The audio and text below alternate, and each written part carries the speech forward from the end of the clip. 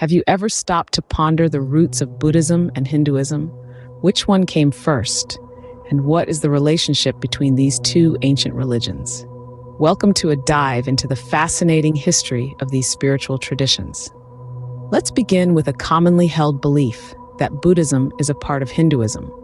However, evidence tells a different story. When Siddhartha Gautama, who would later become known as the Buddha, was born, there was no religion known as Hinduism. The popular narrative paints Buddha as a royal prince who, stricken by the suffering of his people, left his palace in the dead of night in search of enlightenment. However, this is a myth, a story passed on without sufficient evidence or knowledge. The truth is, Buddha was the son of a clan leader of the Shakya clan. He left his home after discussions with his family, driven by his opposition to a war he felt powerless to stop. Now let's talk about Hinduism. The term Hindu is only about 200 years old, given by Persian language, and it originally meant thief or robber. The language used in Hinduism is Sanskrit, which utilizes the Devanagari script, and it only began to be used from the 7th century.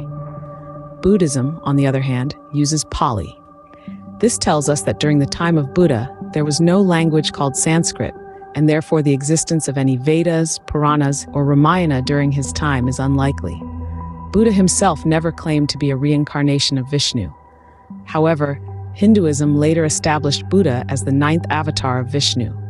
Ancient travelers like Fa Hien, Huan Sang, and Ait Singh visited ancient India and found Buddhism flourishing there. Archaeological evidence suggests that Brahmanism only began to appear from the 9th century, and it started to occupy Buddhist sites, leading to the massacre of Buddhists and the destruction of their books and universities.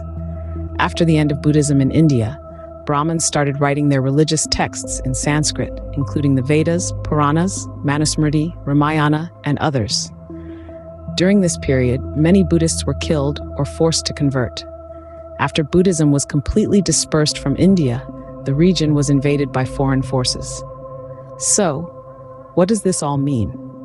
Let's dive into the roots of Buddhism, a profound philosophy founded by Buddha, who was not just a prince who left his palace in search of enlightenment, but an influential teacher who based his teachings on observation, analysis, and reason.